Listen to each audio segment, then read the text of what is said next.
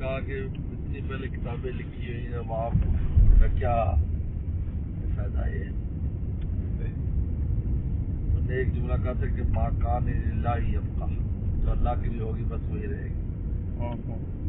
ایک جملہ کہا ماں کان للہ یبقا، ساری ختم ہو گئی، موتا مالک رہ گئی، سب چل نہیں سکی، اپنے قبولیت کے شکار ہو گئی، ختم ہو گئی.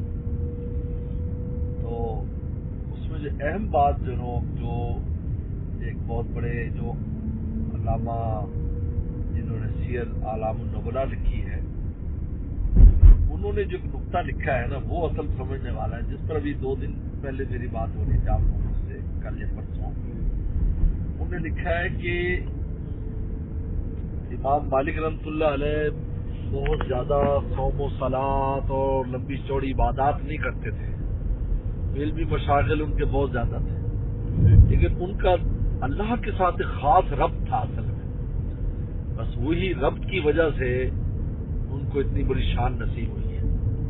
اصل وہ چیز ہے کہ انسان کا ایک سریرہ جو نا، اندرونی ایک رابطہ اللہ کے ساتھ بہت مضبوط ہونا چاہیے، یا غیر اللہ کا کوئی دخل نہ ہو. پھر انسان کی جو مسائی ہے ان کو دوام بھی مل جاتا ہے اور قبولیت بھی مل جاتی ہے. ابھی میں جو بتا رہا تھا اس دن ایک خاص چیز ہے اللہ حضرت والا کو بزرگوں سے جو لی جاتی ہے،